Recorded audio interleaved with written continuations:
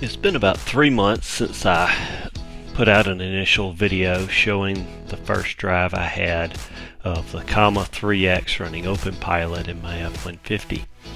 There's been a ton of interest since then. A lot of people have joined in trying to help with the development and bought the devices and have them running on F150s. There were maybe 3 or 4 F150s at the time I made my video, and now there's almost 50.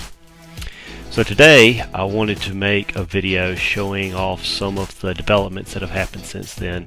The biggest one is that a very popular fork of OpenPilot called SunnyPilot officially supports the F150 now.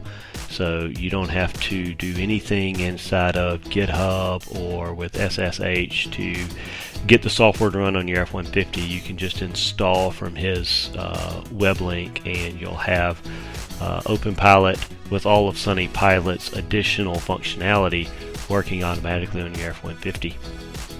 So that's kind of what I wanted to show off today. Also show off a little bit of experimental control now that we've done a lot of work on the longitudinal control and it's working pretty well on the F150. We can play around with experimental mode and see how it does handling red lights, stop signs, things like that. We still can't do turn-by-turn navigation. The F150 won't make right-hand turns yet, but you know, a lot of cool stuff to show off. So right now I'm on a ride with one of the guys who's really responsible for a lot of what's been going on here. He got the radar working.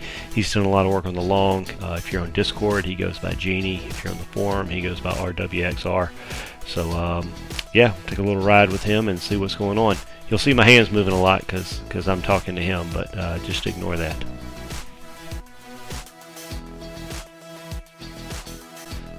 So that was SunnyPilot, OpenPilot's longitudinal control coming up and stopping behind this car. That was not Ford ACC, which is what we showed off in the last video. In the last video, we were running Ford ACC only, which is radar based, because longitudinal control was A, vision based only, and B, really needed some tuning. It was very jerky. Genie here has decoded the radar, and now OpenPilot's longitudinal control is mixing vision and radar so that we get the best of both when it's trying to do longitudinal control. So radar is great at determining how far away something is and how fast it's moving, but it's not great at picking up what is actually in front of you. When you use radar control, a lot of times you can get a false positive because it can't think like a human. It can't see things. It only measures distances. So vision-based control in a lot of ways is superior to radar-based because it has the ability to really pick well what it needs to be tracking. So what the logic is doing now is it's using vision to pick which target to track, and then it's using radar to actually track the distance and speed.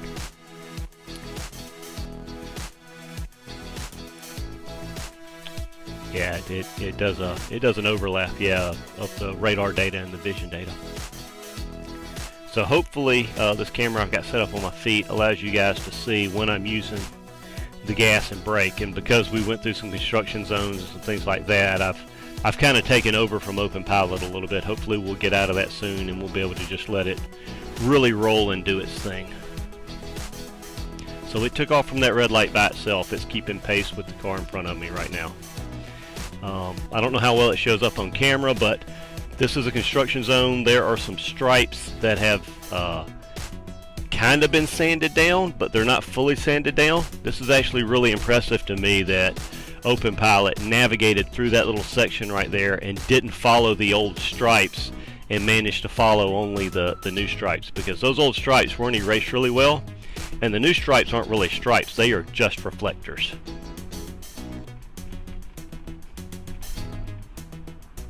And apparently we're in Houston. There's going to be construction everywhere. We're not going to be able to avoid it, but we apparently picked a really bad stretch right here.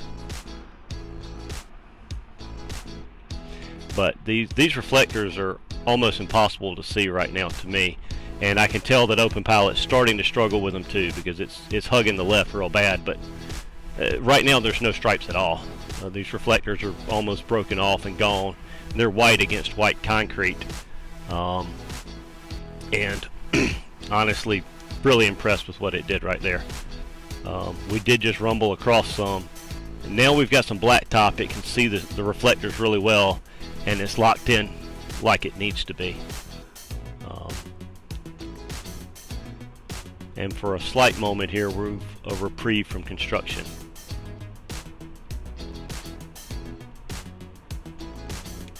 So we'll show off one of the features of SunnyPilot right now, which is hands-free lane changes. Just tap your blinker and it'll go.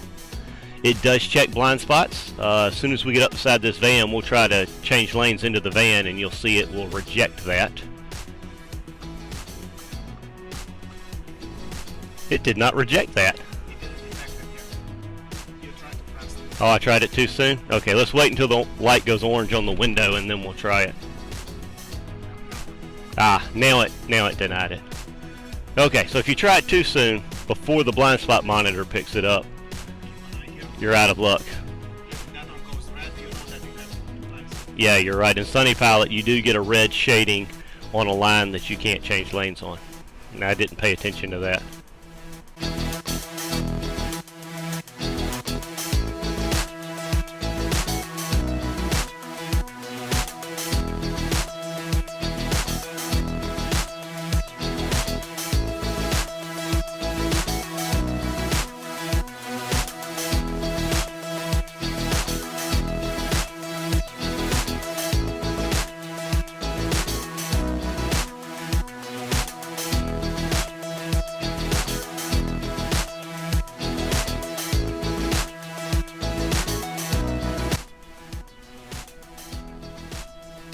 Okay, so we're about to make a right-hand turn, and you're going to see me tap the brake and take control of the turns.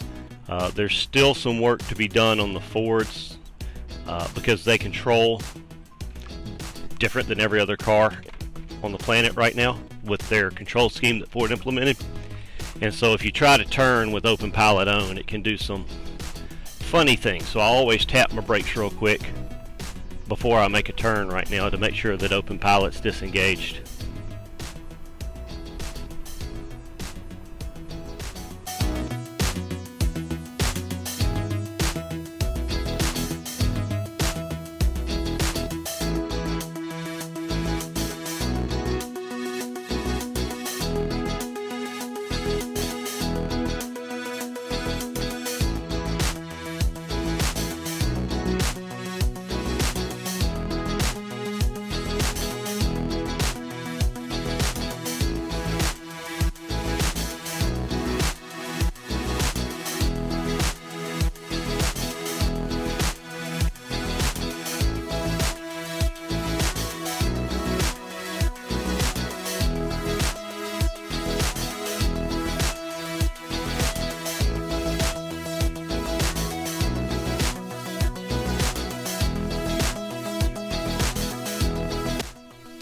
So I did disengage to make the turn, but then I re-engaged it because I saw the red light and I wanted to test and see if experimental mode would pick it up.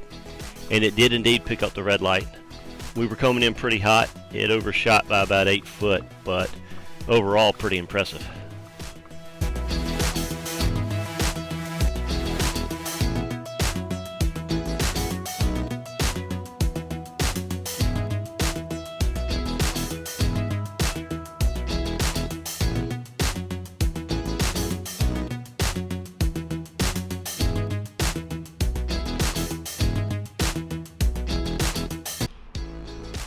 Alright, I disengaged to make this merge lane change. It's a little funny when you're getting an extra lane and you want to get into it. Sometimes SunnyPilot handles it perfectly and sometimes it doesn't, so I went ahead and took control there. Alright, putting SunnyPilot back in charge now.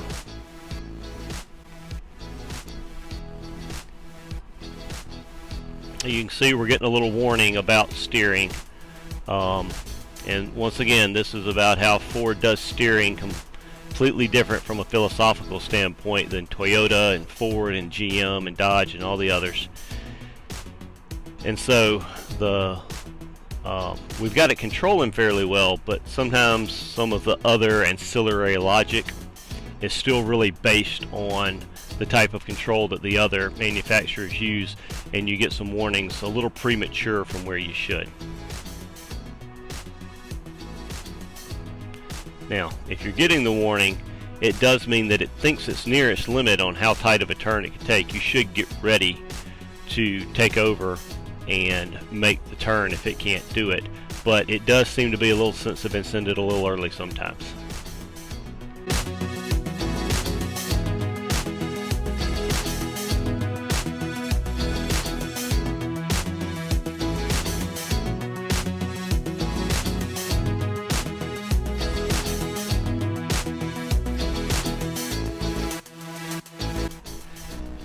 One of the big improvements we're seeing recently, if you watch my last video, is how much the steering wheel moves.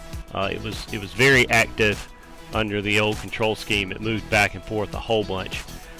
Now, I mean, we've been in the middle of a curve, so it's been moving, but when you get on straightaways, it really locks in and holds a lot better than it used to in the past.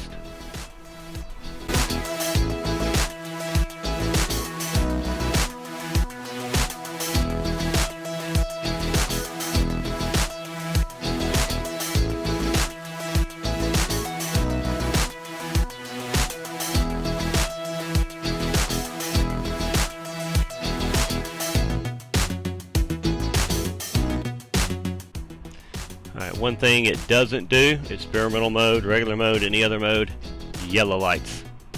If the light turns yellow on you, you probably better go ahead and engage the brakes, because it's not going to try and engage the brakes, even in experimental mode, until the light goes red, which by then it's too late.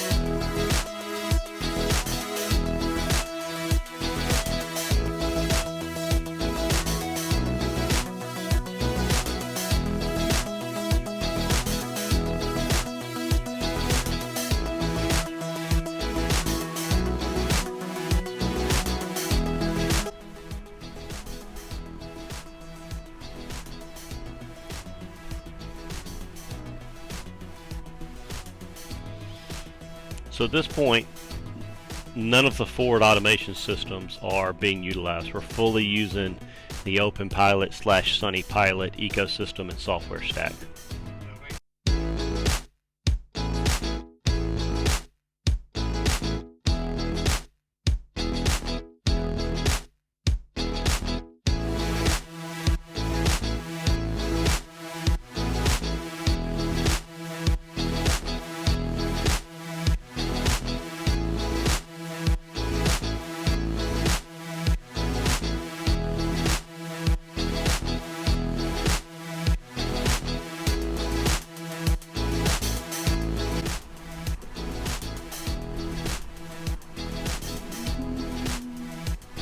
Okay, I hovered my foot on the brake, but I didn't actually hit it. I don't know how well that shows up in the video.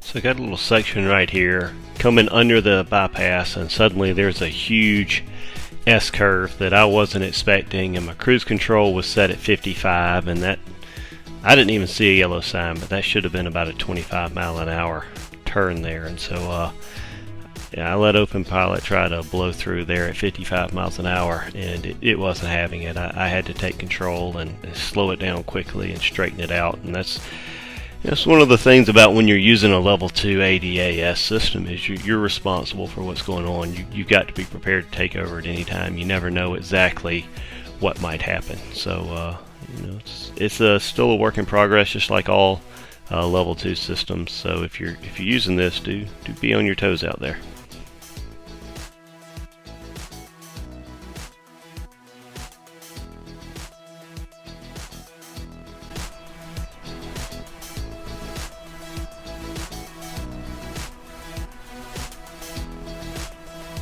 Pretty impressive there, 58 miles an hour to that curve.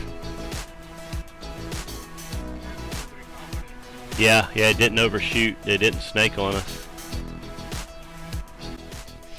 So coming out of this curb here, I need to move over 2 lanes to catch the ramp I want. So the first lane change goes really smooth, but then I don't let the truck settle before I attempt the second one, and it gets itself a little confused, and I get impatient and try it again, and I really wind it up, and it tries to basically move over 2 lanes at one time, even though there's only 1 lane there.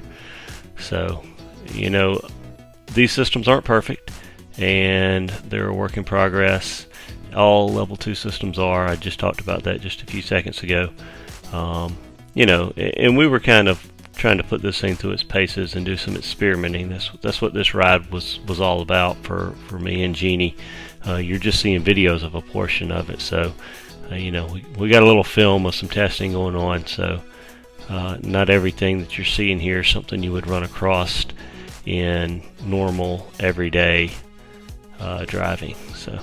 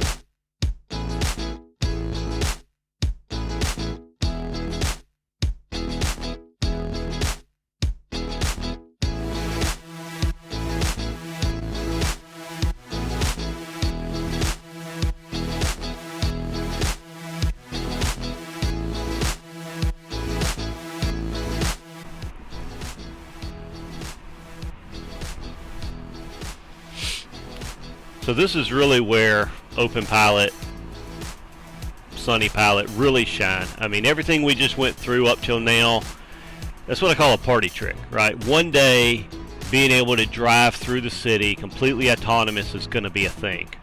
But right now, that experimental mode exists for gathering data to get to that point, because it's not there yet. But you get out here on the tollway or the interstate, and this thing shines. You can kick back. You can let this thing go for 4, 5, 6 hours sometimes and never have to touch the steering wheel. It will just go and go and go. Look how stable it is. The steering wheel's barely moving. It's perfectly centered. It's not bouncing around. It's not hugging the right. It's not hugging the left. It's just beautiful. This is exactly what you want. So I'm going to have to slow it way down here, because this is an exit. And I didn't slow it down enough, so I'm going to have to help it a little. But not a lot. I should have slowed it down way ahead of time for that. I was too busy talking.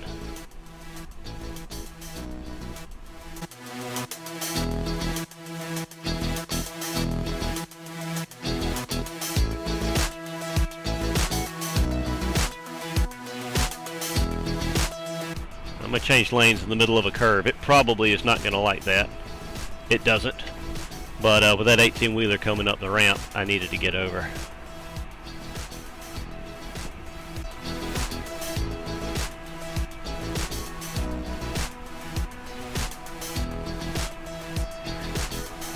We're doing 74 and a 65, and this is a pretty curvy toll road, so this is going to be a really great test of how well it can really handle these things. Obviously, if I were to slow down to 70 or 65, it would shine even more. But my experience has been it's still pretty solid, even when you're trying to run 8, 9, 10 over. It is slowing itself down a little bit in the curves. That is one of the parts of experimental mode that does work pretty well, is slowing itself down for curves. We go ahead and turn experimental mode off, and let's see what just using the base system on the interstate does for you.